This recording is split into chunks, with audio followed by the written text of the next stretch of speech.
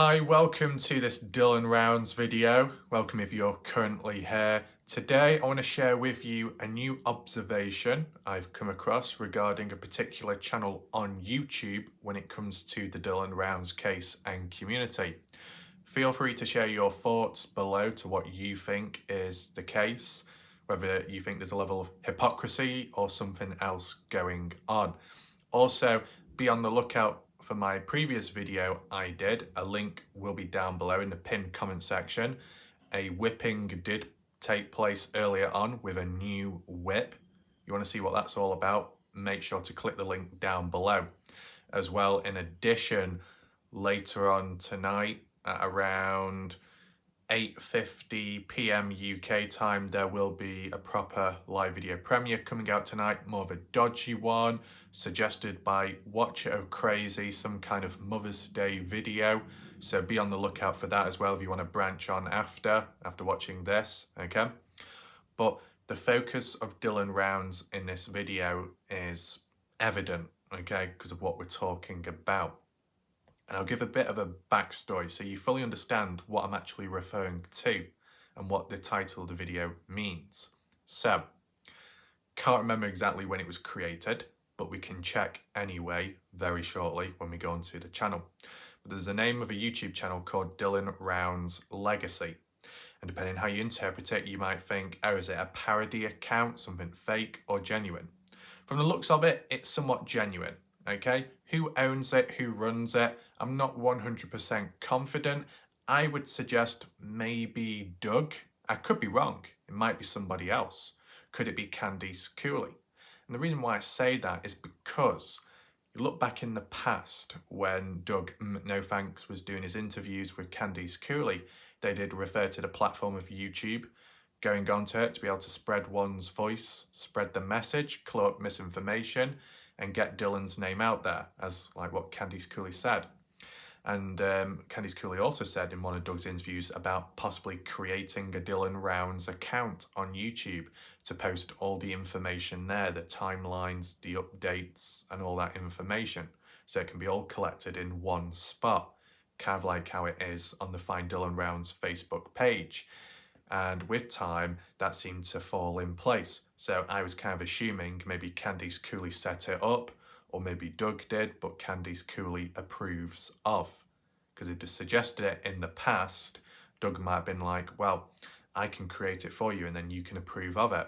Maybe that's the case, because we have seen with time, Doug seems to get on well with Candice Cooley and vice versa.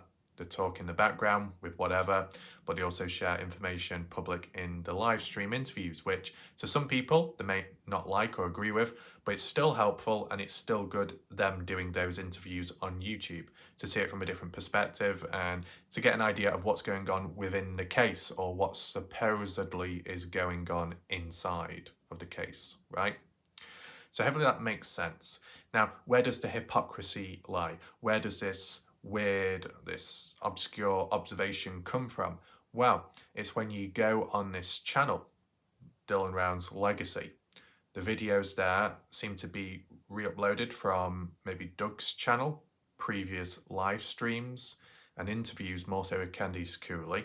I can understand that because the Dylan Rounds YouTube account is about grouping all this information together of videos and discussions and updates. If it's been uploaded on one channel, then it's shoved on this channel because it's like an archive, if you want to call it that, for people to check back on and just read it up and listen to it to keep up to track, or for people who are coming in late to catch up quicker. I understand that. But it's just when you go to the playlist option, something does stand out, which is a little strange. Let me share this with you right now. We'll go on YouTube and it'll make more sense, okay? So top of the screen, you can clearly see it saying Dylan's Legacy and News at Real Dylan's Legacy. 3.4k subscribers, so it seems fairly established and set up, and it did gain traction very quickly in the short term, whether that be Doug's audience moving on or people from afar, who knows. But it seems to be a channel for spreading the news, awareness of the Dylan Rounds case. I guess Candice Cooley approves of it, right? And that's why it exists and it's still present. if we click on it, like I said, live section, all these videos here. Now, because it's in the live section, live stream, I'm assuming that these videos here were of live streams as well. Yeah, Dylan Round's mother, Candice Cooley, joins us on panel. Dylan Rounds has a legacy called Dylan's Legacy. Candice Cooley joins us with updates about their search, the team that single-handedly tried to ruin the Dylan Rounds case. So all these are live streams, and that one's 5 hours long. Bloody hell, I don't remember that one. But yeah, and they appear to, some of them at least, or most of them appear to be from Doug's channel when Doug did live streams. So what? With this being under the live section, not as a live video premiere, that means when Doug was doing his live streams, then those live streams were also live at the same time on this channel. I'm not quite sure how it works when it comes to YouTube and different channels, right? If any of you know, feel free to point it out. But yeah, it seems to check out. It seems fairly normal, nothing out of the ordinary from the looks of it. We go to the community page, not really much going on there, just resharing things what Candice Cooley has posted on the Find Dylan Rounds Facebook page. And the last one was to do 1 month ago. The search is ongoing for Dylan Rounds as we speak. I'll have an update with Candice Cooley by the next week. That did eventually follow, that interview, but in the eyes of a fair few people, they weren't too impressed with that interview of Candice Cooley. It felt like going backwards, going against what was previously said, contradictions, and to do with the court hearing as well, differing interpretations there, saying Brenner isn't ill whatsoever, but other people who were there saying he is and was ill, or was and is ill, right? Nothing in the channel part. The about section saying Dylan Rounds will forever be remembered for all the positive he and his family have done. This is a safe place to get more info on how you can help or see what is the latest with pictures, videos, and news about the missing, and how you can get help for your own family if the worst happens. Information about what happens if your child or family goes missing and how you combat it. Techniques and answer only given by those who are qualified, which as of now is Candice Cooley, Dylan Round's mother. She will be here to help and answer questions you may have. Okay. Right. Techniques and answers only given by those who are qualified. Candice Cooley being the one. Right. So the way it's worded and the type of content videos that's been posted on here, it looks to be maybe created by Doug, no thanks, who had words with Candice Cooley about doing it, and she accepted it, acknowledged, and that's why it's here. So it's good how it's collected, maybe bits of information and previous live streams, that's all good. But look at the playlist.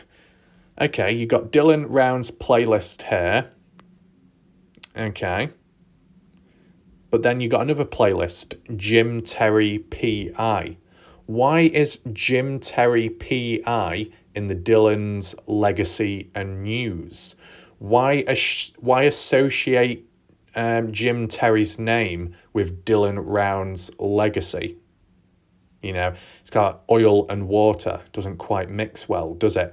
Considering the views Doug has nowadays on Jim and the way Candice Cooley thinks about Jim Terry, you know, with all that friction and disagreements and all that tension building with time, I'm just kind of confused as to why a Jim Terry PI playlist is on Dylan's Legacy YouTube channel when it should be about Dylan Rounds, finding Dylan, honouring Dylan's legacy, and yet someone here who runs this channel is advertising Jim Terry? You get what I'm saying? Just based off what we've seen in the past with, you know, Jim Terry doing his thing, coming on into the Dylan Rounds case, Candice Cooley not approving of Jim Terry, friction there, Candice Cooley getting a bit annoyed and frustrated with what Jim Terry was saying within the case and the ideas, ended up firing him, parting ways, but it left a bad taste in one's mouth. and it's kind of been a bit back and forth over time. And someone like Doug No Thanks, who was in the presence of Jim Terry in the early days, but then with time branched away and then sided with Candice Cooley. That's kind of like how it's gone. So within more recent time, this channel being created, or should I say, okay, it was created back then, but it only seemed to have come into play as for videos being uploaded some months ago. But it's not really been advertised as much, right? It's not really been as active until a couple of months ago. And yet a Jim Terry playlist is there. It says 11 videos. If we just click on it now, what do we have? The team that single-handedly tried to ruin Dylan's case, whatever that video is, and Jim Terry responds to Candice Cooley. And that video was 10 months ago from the looks of it. And there seems to be 11, well, no, there seems to be 9 other videos in this playlist, but it says unavailable as they're hidden. Now, if they're hidden, maybe it's because they're private. But why are those videos privatized? If this channel is all about spreading the news on Dylan Rounds, a safe place hub to get all the information from, then why is a Jim Terry video here and alongside that 9 other videos which have been privatized? What are they about? Why are they hidden but other ones aren't? If this is supposed to be like a public place to receive all information, then why is some of it locked behind a key, lock and key? Any reason for that? Let's just go on to this Jim Terry response to Candice Cooley video. I'm not going to play it, but I'm going to get a screenshot of it, okay? So what you're looking at on screen is a screenshot from that video, which is within that Jim Terry PI playlist on Dylan Round's official legacy page on YouTube, okay? And the title of it, we can check shortly, as well as the comments. Look at the deeper reason behind it. But roughly the title of this video was Jim Terry responds back to Candice Cooley and some cease and desist order or so. I think it's all to do with around the time of when Jim Terry was fired by Candice Cooley, when the PI scenario wasn't quite working out and Candice Cooley didn't agree with the ideas and theories Jim Terry was coming out with. And I guess in this video, either Doug or Jim Terry decided to agree to come onto the show to talk about it. Maybe Doug invited Jim on to show his thoughts of what he thinks, right? So that's basically the short story of the video. We can get a bit more into explanations shortly, but what you see on screen basically, top left hand, top left corner, you got Doug, seems to be laughing very hard and having a good time. Then on the right hand side is Crime and Justice. I believe she's also laughing and having a fun time as well. And then that dodgy looking guy, middle of the screen at the bottom with a balaclava on and some wonky fitting shades. Now, maybe to some people, the voice will sound quite familiar, right? We'll just say that. But overall, having a good time, laughing, just messing about, light-hearted, right? It's the stark contrast of what you see on screen here 10 months ago and what you see nowadays. Things have shifted with time. You won't see Doug appearing on Jim Terry's panel or vice versa anymore because, thoughts and opinions have changed with time. Back then, Doug, Pancakes, Jim Terry, some other people, Bella V, more and more, were all aligned together in the very early days from the looks of it when you look back at archived videos. And it was all laughter and joy, ringa roses, but then eventually they all fell down and parted ways. And, it's been a bit back and forth here and there, a few digs here, a few digs there, a bit of drama, right? And more so specifically with Doug, the direction Doug has gone in, he's sided with Candice Cooley over a certain period of time. But so has his visions and views on his outlook on the case, and the people involved or trying to get involved have changed, have aligned more with what Candice Cooley says and think, right? Is it natural or not? I don't know. You can share your thoughts down below. But I just think it's interesting how if Doug does side with Candice Cooley nowadays and disagrees with Jim Terry and what he's all about, then why does Doug still have a Jim Terry playlist with a Jim Terry appearance video on this official Dylan Rounds Legacy YouTube channel if Doug is the one that owns that channel or set it up and is doing it on behalf of Candice Cooley? Would Candice Cooley approve of this? You get what I'm saying? And some people could say, oh, well, on screen it's not Jim Terry. Well, regardless or not, Jim Terry did make an actual appearance in the same video later on. Okay, you can see him there. Once again, Doug laughing quite a bit. Crime Justice doing the same. What would Candice Cooley think about this? Or is it just that simple scenario of Doug has changed his ways, moved away from supposed darkness, seen the light, and now gets on with Candice Cooley? It's only because I know people just in general public have said with time, oh, what about Doug and the videos he did in the past to do with Dylan or against Candice Cooley? Isn't that a little bit hypocritical? But maybe Doug has changed with time. But then there might be another set of people that think Doug has changed and has sided with Candice Cooley, but it might be for another reason, to cover his own back for whatever reason, right? Like different possibilities, outcomes, theories, mainly theories. I'm not really giving my opinion, I'm just saying what other people have said with time, okay? You can share your thoughts down below, of course. But yeah, and then what was the final one? It was just at the end what Jim Terry had to say. I think this was, to some people, a highlight. Some people clipped or reposted these videos down the line of Jim Terry coming out with some of the key lines, one-worders and stuff, one-line sentences, etc. But it's just that overall theme of you align yourself with an individual, that individual does not like that person, and yet you've got a video with them in the past and it's still up on the channel. So you could word it in such a way, maybe Doug has moved on, he's learned, he's improved himself, he's now with Candice Cooley, they get on well, but what about this playlist on the official Dylan Rounds Legacy channel? Shouldn't that playlist or this video be removed? You know, I wonder why those 9 other videos are hidden. You know, what are they about? Same stuff, if not more? I don't know. You get what I'm saying? It's like things from the past are still present. Why have they not been adjusted or moved? It's only because, like, in a general setting, a general scenario in life, when people do move on or pledge allegiance to another group or another person, they end up clearing the past up. They end up hiding the past or just deleting some of the stuff. Or even people maybe on Twitter that delete old posts because, you know, they've moved on, they've changed as a person. You know, for the odd things to linger around, you think, oh, why is it on there though? Does anyone know? The only other thing I would say is because that Dylan Rounds Legacy channel, let's just head on over to it now while I explain.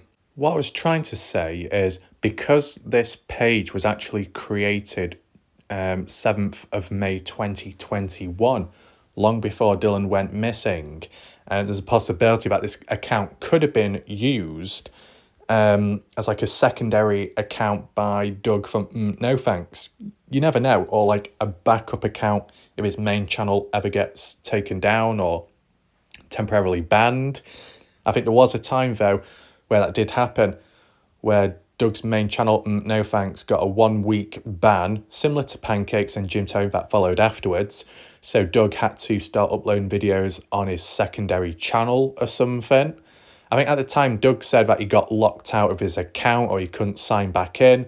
Other people said that's BS. Jim Terry said they're just making up excuses because he can't admit the fact that he got a 1-week ban. Who knows? But, you know, it was a 1 week of silence or so. But then again, maybe it was 2 weeks, possibly. But regardless, secondary account was used at the time. But was it done conducting Dylan Rounds coverage? I'm not quite sure. It might have been other cases as well. But I think Doug may have created a YouTube account to do with, what was it called? Taking Jim Terry PI down or something.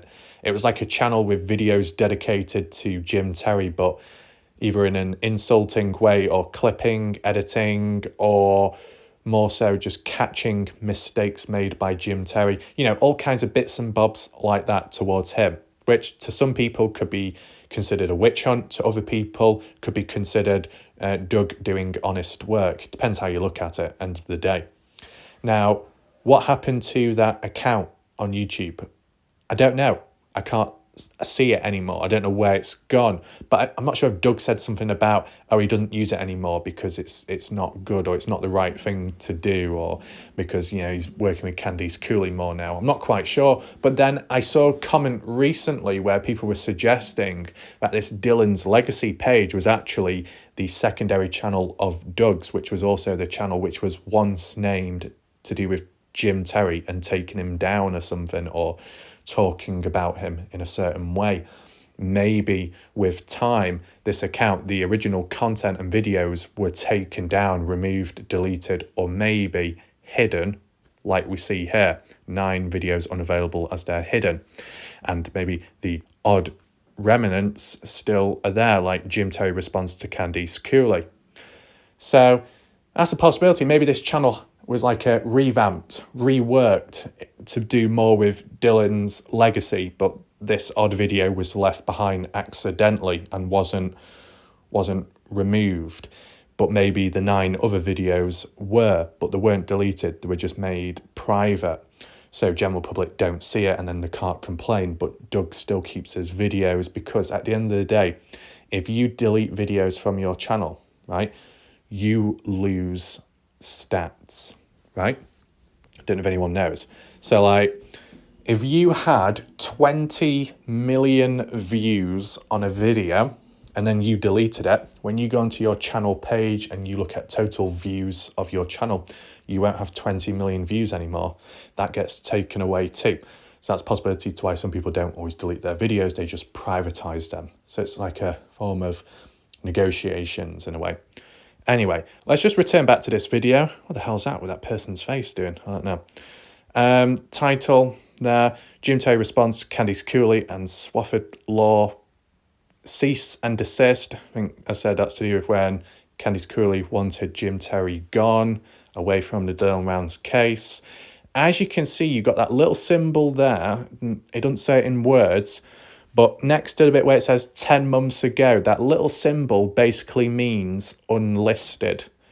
And what unlisted means is a video is private from public eye, but if the link or the playlist or the video link is shared to anyone and everyone, then they can watch the video. So I don't know how it quite works here unless the playlist is unlisted. But then again, I don't know why an unlisted playlist or an unlisted video, which is private from the general public eye without a link, is still publicly accessible on his channel. That doesn't really make any sense, but it is what it is. Let's just check the comments out because it might provide a bit of a backstory to what people think. Nissa, good for you, Jim Terry. Karen, thank you for the laughs. I needed that. Was a great live. I've never laughed so much in a long time.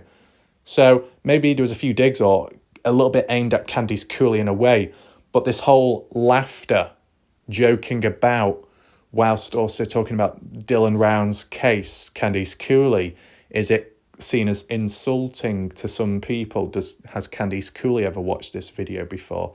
You know, just bouncing off those themes, okay?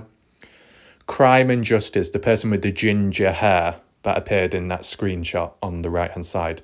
That's who Crime and Justice is, the individual with the ginger hair, saying, this was brilliant. I was trying so hard not to lose it. Love Jim Terry's response to the cease and desist order. So Crime and Justice loves Jim Terry's behaviour. But does Crime and Justice still agree with that point as of today or not? You know what I'm saying? Ronoi, awesome. Had me rolling. Freya or Freja saying good work, very hilarious. Michelle, unfortunately, it seems like this woman is now more worried about protecting herself and what part she played in this drug ring than she is in finding her son. At this point, it seems like this could have been their family business. I know, far-fetched, just my opinion.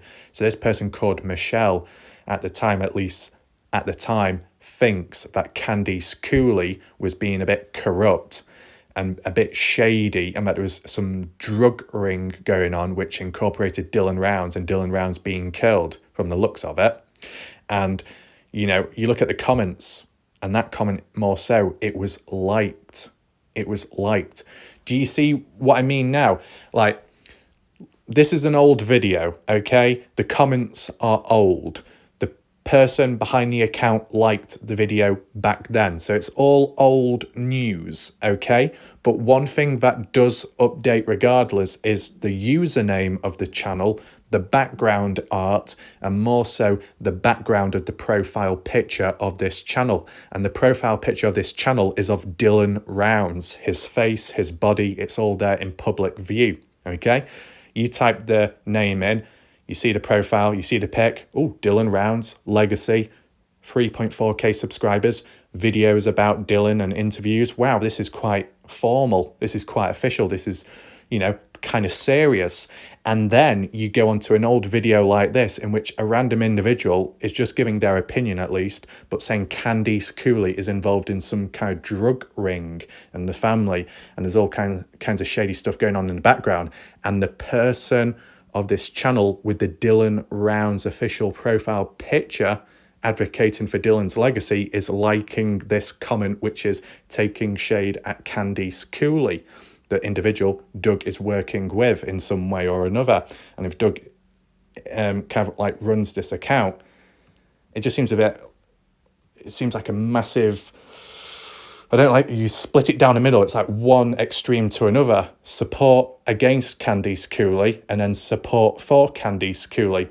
As said, this is old information, old videos and comments, but the profile picture, which is appropriate to do with Dylan Rounds and what the channel's all about, is a complete contrast and almost a contradiction to what the presence and atmosphere was like in the early days with the Dylan Rounds case and these sets of people.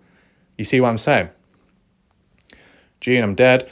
Joe, Jim, you should be a comedian, okay? Some Russian person. I don't know. Oh, it's one of those dodgy spam accounts. I won't read it out. K, hashtag Team Jim. Alyssa, lucky Jim Terry never set foot in Utah, Nevada. Otherwise, Candice Cooley would be pinning Dylan's disappearance on Jim Terry. Trucker Candice is obsessed with what Jim will divulge, etc. Cooking the books for Wells Wyatt Livestock LLC and T&W Sheep LLC, etc. Investigator, lol. A law firm with a PO box is attacking your record, lol. All 10 months ago, all back then. But at least the person who runs this channel is in support of Jim Terry at the time. Maybe not so much now, or not at all, but it's still here and it's still visible. So does it tarnish Dylan's name? Let me know your thoughts down below. All I would say and reiterate is, because of that YouTube account, how it appears nowadays with the profile picture, the channel art, the description in the about section, all about Dylan Rounds, a safe space to understand the case, that Candice Cooley is the expert and really the only one people should be looking up to and listening to, as it was worded there. The contents of the videos on that channel, it's a very sharp contrast and contradiction to what it was like in the past, being around Jim Terry and the way they were talking and laughing and joking and associating with each other. Jim Terry is Jim Terry. He does what he does. He thinks how he thinks. Some people like him, other people hate him. It is what it is. Someone like Doug doing his own thing, associating with Jim at the time, but then turning the course, changing in a different direction, being on side with Candice Cooley. So that set doesn't like that set, but there's still pre-existing content from the past which is still around, right? So despite people changing, moving on, maybe improving as an individual, this pre-existing stuff is still there, visible. So I feel it at least tarnishes Dylan Rounds' legacy, tarnishes the channel and what it's actually about. That's what I would say, at least. A little bit problematic, but not the end of the world. Let me know your thoughts down below to what you think. If you knew about this, let me know down below. If it's new news to you, let me know too, okay? Now, what I want to move on to next is more discussions about the Dylan Rounds case and community. Things that have recently gone on, certain questions which have been put out there, such as Tom Evans. And I'll respond to them, right? Give you my thoughts and opinions. You can do the same as well in the chat. Also briefly refer to Bob Farrell, current situation there and atmosphere. As well, if you have just suddenly joined, welcome. Make sure to rewind back to the beginning of this video. It'll make more sense. It's advised you watch the whole thing, okay? At this moment in time of speaking, first of all, I believe Bob Farrell did a live stream last night, but it was at a time when I was asleep due to time zone difference, remember? Where has that live stream gone? I can't seem to find it. Was it taken down, deleted, privatised? Does anyone know? I don't really know the full story or picture what's going on there as for other humans involved in the background, but that is probably one of the perfect forms and demonstrations of how it's all gone about. I'm kind of clueless to what's going on because I've been focused on the Dylan Rounds case. You see? So when humans do say, don't be talking about that stuff, don't be covering it, don't be spreading any awareness of it because it will harm the case. Seems to be the complete opposite, to be honest. It clearly shows that I'm focused on the case, considering I don't know too much about the unnecessary noise in the background. You get me? Now, what I would say in general, as for online perspective, not real life, in real life, but online perspective, I'd say, through what I've seen the life drain out of humans with time, more so in the Dylan Rounds community. Established people, channels, small sub-communities, individuals, changes in behaviour with time, sometimes good, mainly bad, other times a little bit mysterious, unknown of, okay? Don't need to get too deep there because, as I said, don't know the full story or full picture as to why certain people change or vanish, disappear, but it can happen, right? That's basically it for that part of the discussion. The next one I just wanted to highlight is, if you haven't already, make sure to check my previous videos out. I might have actually mentioned this at the start of this video, but it just depends how the structure is. The links will be down below in the pinned comment section. Make sure to check my recent videos out. Broke a world record, 3 to 4 videos made in a day or so. Make sure to catch up on them, okay? Next thing we need to move on to is the discussion regarding Dylan Rounds, which was raised by Tom Evans and maybe a couple of people thinking it as well. I'll give you my thoughts. Suggestion was by Tom Evans is Dylan Rounds really dead? Where is the proof? There is no proof to prove Dylan Rounds is dead. That's basically what Tom Evans has been talking about. And a few people here and there seem to agree with it. Other people might have alternative ideas, but they kind of fall in line with one another, okay? More to do with the lack of evidence to support Dylan's death. Now, obviously people can react to how they want to that question, but I'll give you my thoughts right now, okay? I think what you got to ask yourself, if you like looking at scales, on one side, there's evidence to prove Dylan is dead. On the other side, there is evidence to prove Dylan Rounds is alive.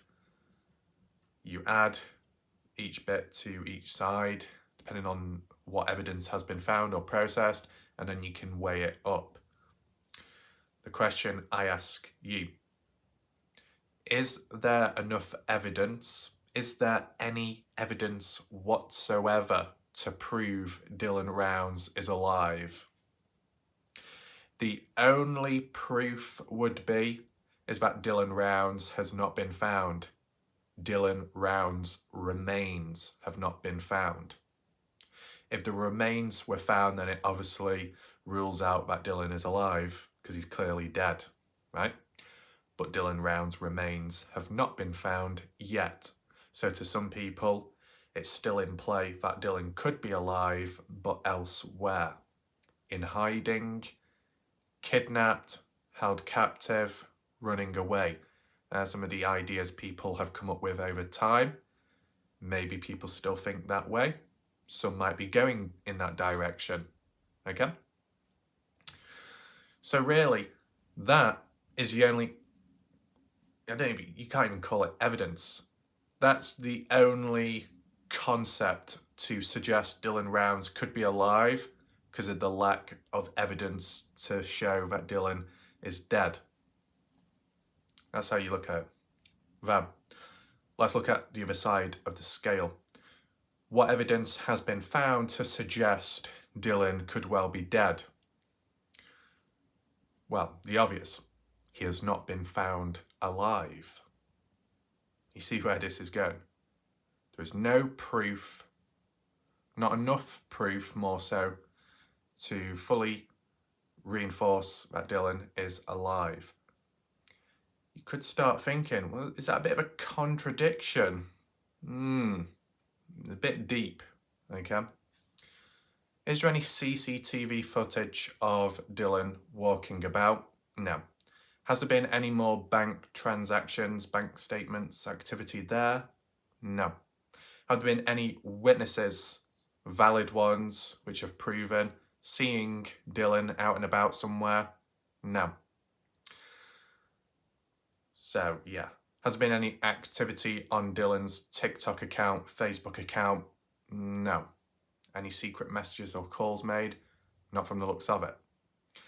So you could say, let's word it like this. There is some form of proof to suggest Dylan could still be alive because of the lack of evidence to prove Dylan Rounds is dead.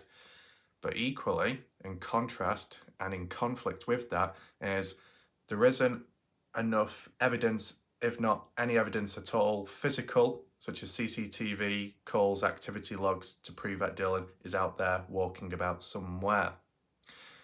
So with it cancelling each other out, almost contradicting one another, which is a microcosm of how this case has gone about, you could come to the conclusion and say it's simply a mystery. A mystery that remains. That could be the best way you could look at it if you still feel that Dylan is possibly alive. Treat it more as a mystery, okay? So then there is a level of balance. Does that make sense? Now, if you were more on the side that Dylan was dead, what's physical? What evidence do we have to suggest it? The blood droplet on Dylan's boot, which the police, the lab, later confirmed as Dylan's blood. That was passed on with what Candice Cooley has said, from what she's heard from the authority at the time and what she passed on during those interviews. Okay, blood there. Even if people want to contest that because they don't believe in it, what about that 27-second video recording on Dylan Rounds' phone, 7:27 a.m. 28th of May 2022 on a Saturday, when that 27-second clip in Brenner's trailer showed Brenner cleaning a gun down with blood on his sleeves and shirt. That shirt later recovered, during the time of when Dylan was missing, the investigation. The shirt was later recovered by the police, I believe, from the trailer, and were able to confirm that the blood on that shirt was of Dylan Rounds. Okay? There's also suggestions in the background to do with the grain shed property within biological matter. Some saying blood, others mainly saying vomit, some form of biological matter which is associated with Dylan Rounds. Now, is there any other little pieces? Dylan's boots, besides the stain, the blood stain, Dylan's boots just being left there, a little bit odd. Some of Dylan's possessions missing, right? Dylan's truck's still present, may or may have not been used, but still present, but Dylan is missing without his truck. So you start using these like smaller factors as for common sense. Okay, Dylan ran away, but his truck's left behind, so you expect him to run through the desert. Seems a bit far-fetched, that. I know some people could say, well, maybe a friend or contact picked him up. But if they did, why is there blood linking back to the previous evidence that was found and processed? Why is the blood to do with Dylan, right? You could say, well, maybe a friend picked him up to get him to safety. If Dylan was hurt, why did he not contact the parents then? And if you want to go deeper down that route, maybe because family, something going on there, well, what about hospitals then? Look at hospital reports, hospital logs, if you really want to go down that route, right? But at least in my opinion, from my perspective, I do think that Dylan Rounds passed away. The whole case of Brenner taking Dylan out, the whole point to why Brenner has been officially charged with the murder of Dylan Rounds, right, and the desecration. I mean, just hearing that statement, and it is an official statement, it's all official, all done by the authority, okay, in the court and stuff, the police processing the evidence, putting it into play, associating it with Brenner, incriminating evidence which ties Brenner to Dylan's disappearance, and then Brenner being officially charged with murder and desecration. You'd think just on the basis of hearing that, then it must mean Dylan is dead. If Dylan wasn't dead, then likely Brenner wouldn't have been officially charged. And if he wasn't officially charged, then there wasn't enough strong evidence to suggest that. But there must be for Brenner to be officially charged. Does that make sense? People could say, yeah, what about the blood, right? Blood on Brenner's shirt, blood, a little bit of blood on Dylan's boot, one of them. Why would there be blood from Dylan on other items, other clothing? Maybe he's hurt. Could well be. The question is, was it a fatal shot or a fatal blow, fatal hit? Or is it a slower death, bleeding out? You take that into mind. You're in the middle of a desert, very open and vast, but not really many people around. Dylan's truck's still back at his farm. Dylan, let's say, wasn't killed immediately, but bleeding out, right? Must have got hurt in some way for that blood to appear here and there, right? And Brenner must have been in the presence of Dylan at that time for Brenner to get blood on himself, which is of Dylan's. You could twist it and say, why did Brenner not help Dylan then? If Dylan, let's say, injured himself with some farming incident or something else going on, or maybe it was another person, why did Brenner not mention anything to do with that? Why did Brenner acknowledge that he is willing to talk with the family for some plea deal to be able to reveal the location of where Dylan is buried for maybe a lesser sentence? And Kenny's coolly rephrased that, reworded it, passed it on one of the previous interviews. Even that, Brenner admitting that he is willing or was willing to reveal the location of Dylan Rounds, where buried, is another sign to indicate that Dylan is no longer alive. You get what I'm saying? Sometimes look at these pieces of evidence, see what side of the scale they fit on, for or against the idea of Dylan is alive or not. If some are a little bit more obscure, or some can have counterpoints to it, like the blood situation, bit of blood here, could be old, could be new, a little blood there, could be self-inflicted, accidental, or by someone else. You weigh it from there as well, okay? Brenner had blood on him. It was of Dylan's, so Brenner must have been in proximity with Dylan at the time, okay? Is there any footage? Of course. Have we seen it though? No. So I can understand to some people, like when you talk about the 27-second video, that's 7:27 a.m. Yeah, 27, 7:27. I thought about that. 27-second clip at 7:27 a.m. That's weird. Does anyone else acknowledge that? A 27-second video at 7:27 a.m. Well, numbers repeating themselves there. Well, it is what it is, right? But some people, you know, especially if they've got trust issues, and a little bit wary of this case and how people have handled it and what people have said, you could start thinking, well, I've not seen the 27-second video, so it's not enough for me to believe in. Well, I haven't seen it. Well, no, I haven't seen it either, so it can't be true. But then you use that logical thinking of, what about other cases out there, the way they've gone?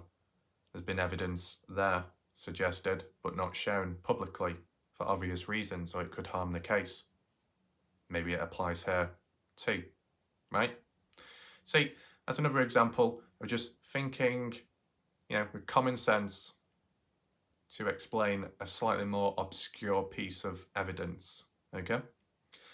And you think about the phone of Dylan's, right? Although it's kind of slightly out of order, this, not in the correct order. If people were looking at the phone scenario where it was dumped in a pond, right? Not exactly normal. But to some people, they'd probably be thinking, oh, maybe Dylan threw it in the pond so no one can track him wherever he goes off to. But then you counter that point out and say, well, if that really was the case, what's the whole point if Dylan is hurt?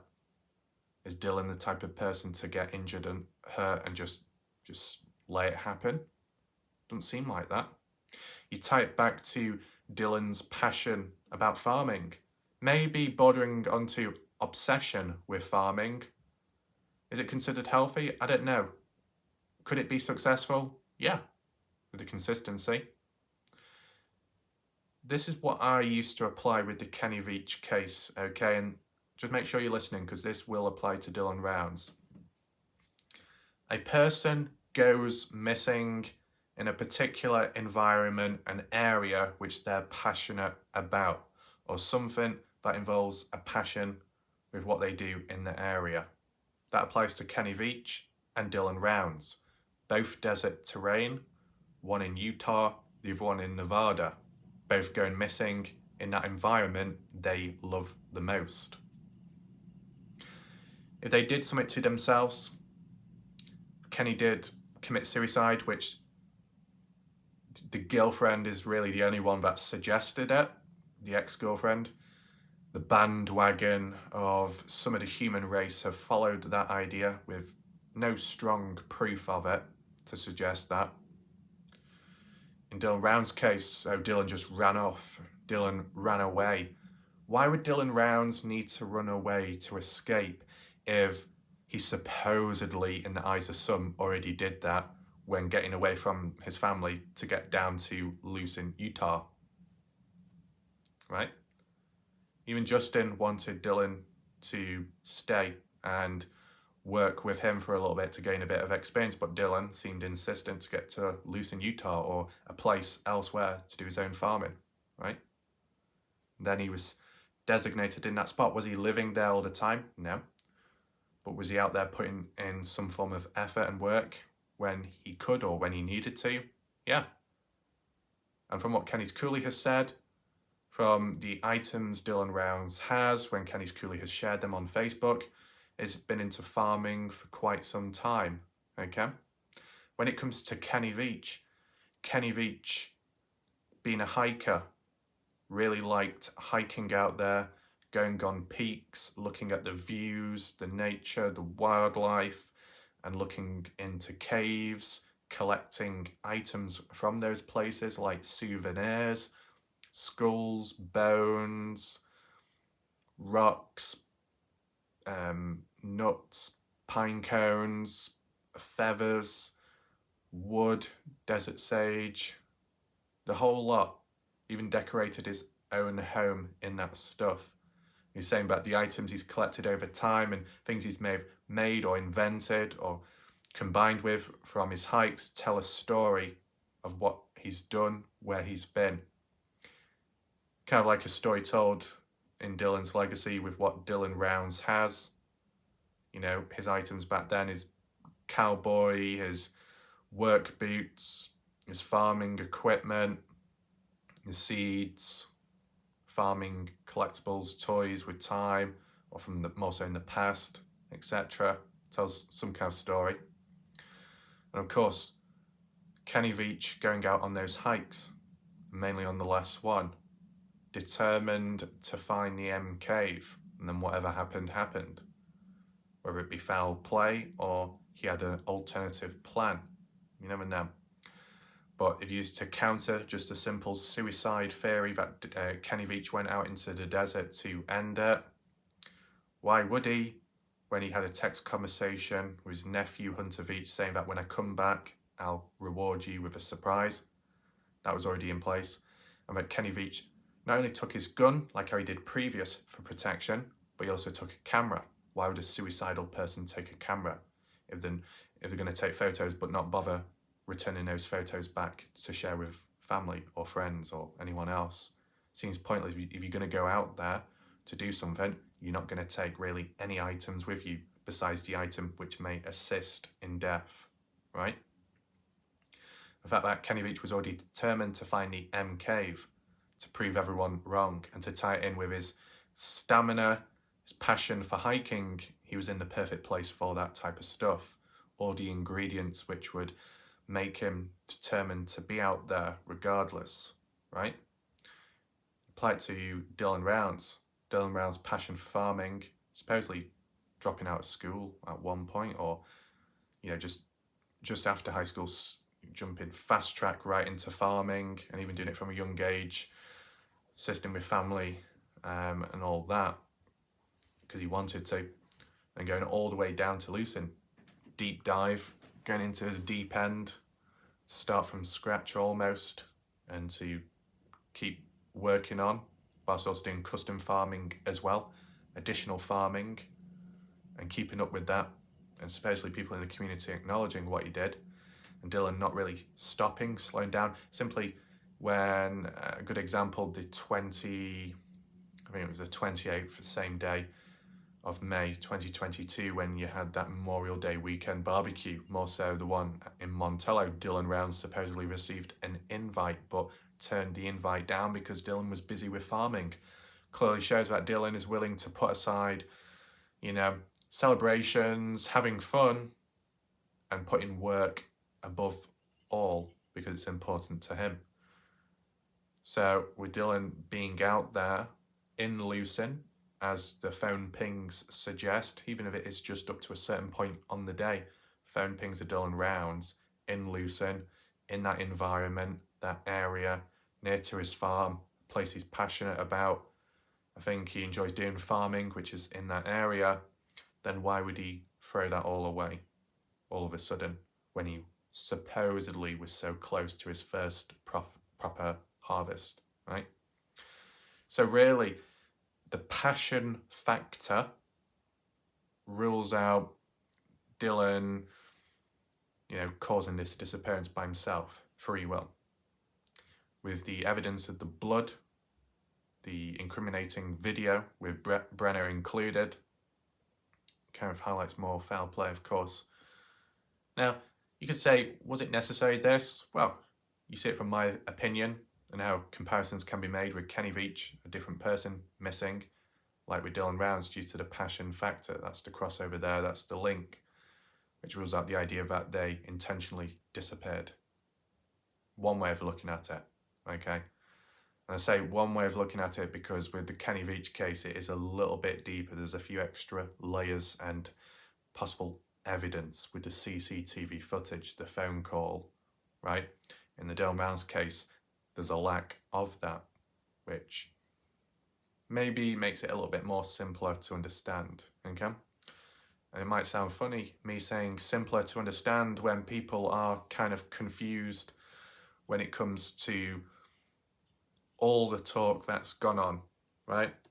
Basically, reality is, if really no one covered this case on YouTube, maybe that's a bit too far-fetched and it's probably too obvious. Let's reword it. If the people that covered this case only covered it in a standard video or a live video premiere format, no call-ins, no interviews, no reaching out to locals, no reaching out to contacts that say they know something when maybe they don't, it'd be a lot quieter. The only information you would hear is from Candice Cooley and maybe the police from time to time. That would really be it. And even that would be limited if there was no interviews taking place on YouTube and you just simply had to rely on like official news reports, which don't occur that often. The odd article online, which, to be honest, gets things wrong fairly often, and the Find Dylan Rounds Facebook page. That would really be it. But you wouldn't have all the other noise going on, which may cause headaches and confusion. But would it be the most practical scenarios that, from what we know of now, or from how some people think nowadays, it wouldn't be practical? Because people have acknowledged, people believe that Candice Cooley has got this wrong, got that wrong, the family are doing this when the family should be doing that. So just hearing it from all them isn't good enough. The quantity is lacking, the quality is lacking, and accuracy at times. So that's why you need to hear it from other people.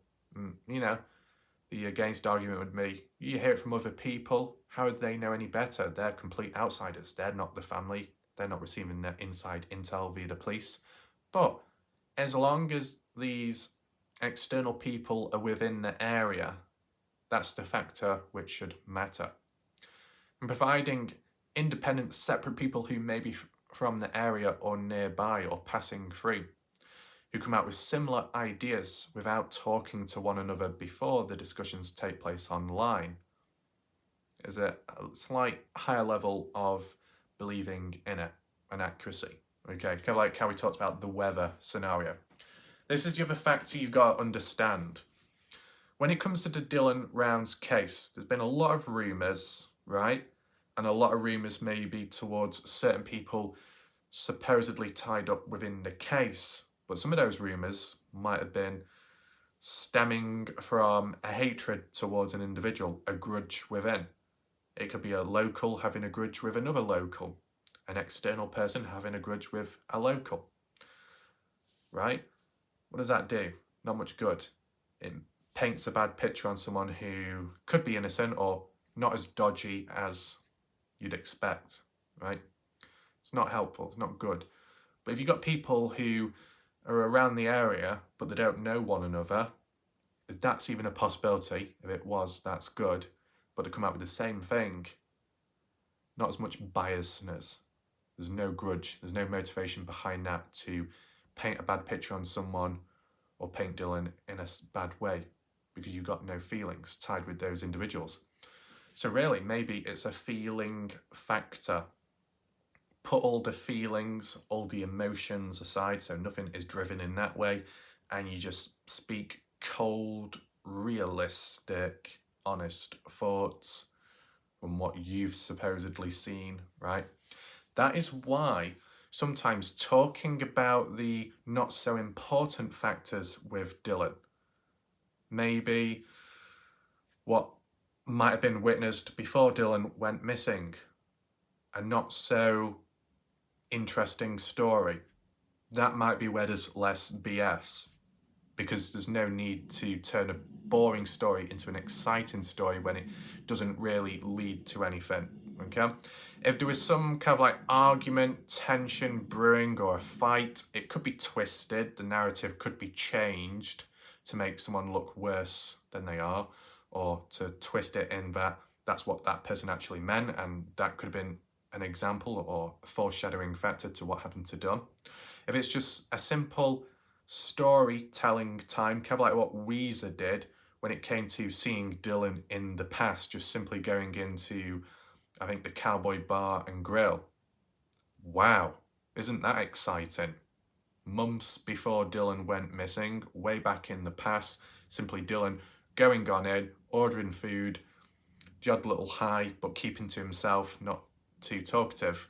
Wow, what an interesting story. Not.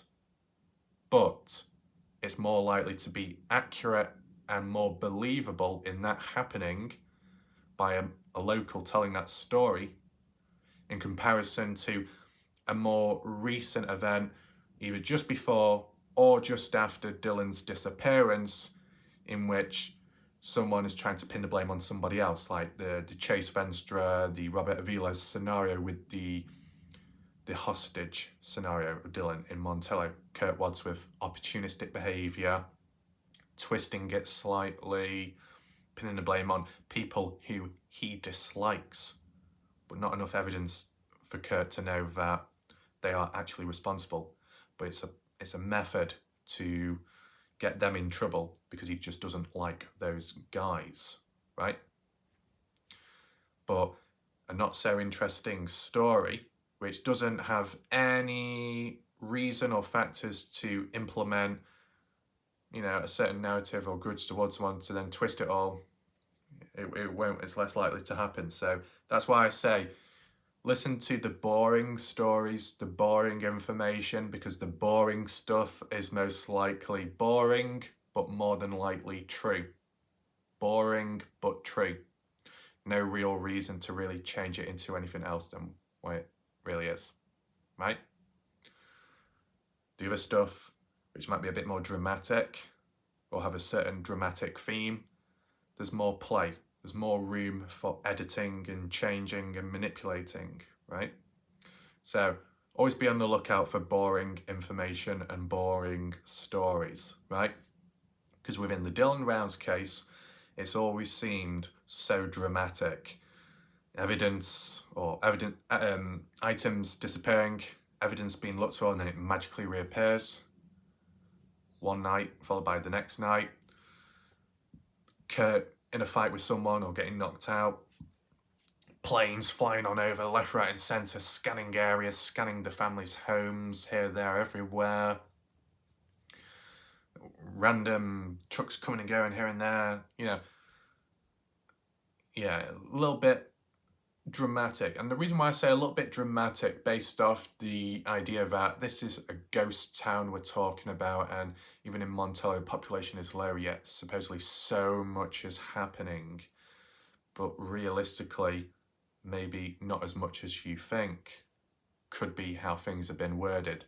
When, just a rough example, when someone says, there was over 100 people attacking one another in a brawl, it could have been only 10, right? When you saw dozens and dozens of track marks, there's been a massive convoy of people passing through the area. Now, it might just be 1 to 2 vehicles coming and going, but on different sides of the path to make it look like there's more tracks, right? You see how things can be exaggerated, which leads to the numbers being inaccurate. Kind of like a rough example when Doug No Thanks said, Montello is on lockdown, police are inbound, left, right and centre, lots of police, big presence. And it was only like a couple of, authoritative people going down to the post office to get some directions of people to arrest or so. It was exaggerated, right? Was it exaggerated when it came to the convoy? The recent convoy by Lance Kelly? Yeah, it was exaggerated. Guess it was just real time on the spot and then realising afterwards, it wasn't what it was, but at least Lance cleared it up in the end.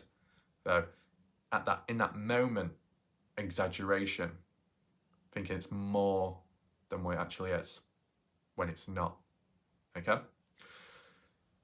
Inflation, exaggeration, that's problematic in this case, okay? So really, you take all that out, you also lose the boring but true information. So it comes hand in hand with one another. And with how it's gone with Candice Cooley, some of the family, how they've said things switching and changing, you need something to counter that right? And that's what we've had. But what's come with it is the noise, which has caused people problems, confusion, and disruption, right? But end of the day, that level of disruption, confusion, and noise is arguably no different to what I experienced in the Kenny Veach case. Okay? That's why I don't have headaches. That's why I don't have meltdowns like other people do. That's why I'm not half chewing on a fucking bone or a cereal in my mouth stuffed full whilst I'm trying to talk. I don't talk with my mouth full in my videos, unlike other people do. Don't know why. Don't know why people do that. But yeah. So it's fine. It's under control. Okay? Is it because I'm able to filter out the noise? Well, if we refer back to the drama stuff, which could incorporate the noise, the rumours, partially with the case and people involved there, because I simply said, oh, I don't know what's going on, I don't know the full story, well, that's probably why I've not been confused as much, okay? As for the meltdown part, right, you think about some of the news articles, some of the videos I've done where I've read through it and I said, well, that's a contradiction. That's a big change from what was originally said. And then I put on the voice or my tone changes. Oh no. And then, a bit more exaggerated that. That's not me having a meltdown. That's just me thinking, here we go again. And that's about it, really. It's just tone of voice change to highlight maybe the stupidity or the ridiculousness, if that's a word, of a certain situation in the case. Okay? Notice that my tone of voice does slow down heavily in these types of videos, which annoys people, pisses people off. Someone did say that I sound like William Shatner. At least I've got a neck and I can turn my body. But, don't matter. I think the videos where I talk the slowest, sometimes that's where the most sense is made. Okay? I can talk fast at times, but I would say the times if I can talk pretty fast and the flow is quite there, is because I might be pissed off, not with the case, not with humans, but it'll probably be an external thing. If playing a football game, FIFA, corrupt, rigged, bullshit, against human cancer, getting lucky, that pisses me off. Then I suddenly transition into making a video afterwards. I'm pissed off in the background, but that pissed offness seems to help with the flow of the videos. So what? I need to be more pissed off more often for the videos to be faster flowing. Yeah. Well, I'm not going to do that. It's not practical, of course. But this talk, this little discussion, originated from one question. This nearly 40 minutes worth of deep talking originated from Tom's one question about, is Dylan alive or not? Is there enough proof to say that Dylan's dead? You see how deep things can get, right? So there you go. Now, I was going to do like a bit of a map video, okay?